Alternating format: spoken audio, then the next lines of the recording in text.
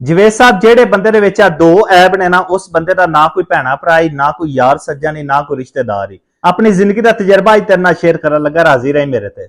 ਪਹਿਲਾ ਐਬ ਹੈ ਗਰੀਬੀ। ਜਿਹੜੇ ਬੰਦੇ ਦੇ ਘਰ ਵਿੱਚ ਗੁਰਬਤ ਹੈ ਨਾ, ਗਰੀਬੀ ਹੈ, ਉਹ ਬੰਦੇ ਦੀ ਧੀ ਭੈਣ ਜਿੱਡੀ ਮਰਜ਼ੀ ਸੋਹਣੀ ਸੁਰੱਖੀ ਹੈ, ਜਿੱਡੀ ਮਰਜ਼ੀ ਅਕਲਾਂ ਵਾਲੀ ਹੈ, ਸ਼ਕਲਾਂ ਵਾਲੀ ਹੈ, ਹੁਨਰਮੰਦ ਹੈ, ਜੋ ਮਰਜ਼ੀ ਹੈ, ਉਸ ਬੰਦੇ ਦੀ ਧੀ ਭੈਣ ਦਾ ਰਿਸ਼ਤਾ ਕੋਈ ਅਮੀਰ ਰਿਸ਼ਤੇਦਾਰ ਭੈਣਾ ਭਰਾ ਨਾ ਲਵੇਦਾ। ਉਲਟਾ ਆਖੇਗਾ ਇਹਨੂੰ ਗੱਲ ਕਰਨ ਦਾ ਨਹੀਂ ਪਤਾ, ਇਹਨੂੰ ਬਹਿਣ ਉੱਠਣ ਦਾ ਨਹੀਂ ਪਤਾ। ਹਾਲਾਂਕਿ ਸਾਰੀਆਂ ਅਕਲਾਂ ਨੇ, ਸਾਰੇ ਹੁਨਰ ਨੇ, ਸਾਰੀਆਂ ਸਮਝਾਂ ਨੇ, ਸਿਰਫ ਮਸਲਾ ਕੀ ਹੈ? ਗਰੀਬੀ ਹੈ।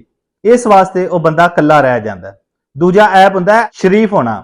ਸ਼ਰੀਫ ਹੋਣਾ, ਭੋਲਾ ਭਾਲਾ ਹੋਣਾ ਇਸ ਦੁਨੀਆ ਦੇ ਵਿੱਚ ਸਭ ਤੋਂ ਵੱਡਾ ਜੁਰਮ ਹੈ।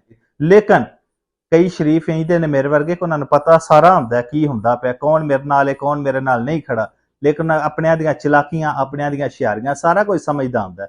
ਇਹਦੇ ਬਾਵਜੂਦ ਵੀ ਉਹ ਚੁੱਪ ਕਰ ਰਹਿੰਦਾ ਹੁੰਦਾ, ਚੱਲ ਕੋਈ ਗੱਲ ਨਹੀਂ, ਦੁਨੀਆ ਖੇਡਦੀ ਤੇ ਪਈ ਖੇਡੇ। ਆਖਰ ਤੇ ਮੈਂ ਹੀ ਗੱਲ ਆਖਾਂਗਾ ਕਿ ਤੇਰੀ ਅਮੀਰੀ ਨੇ तेरे ऐब छुपा रखे हैं, मेरी गरीबी ने मेरा तमाशा बना दिया।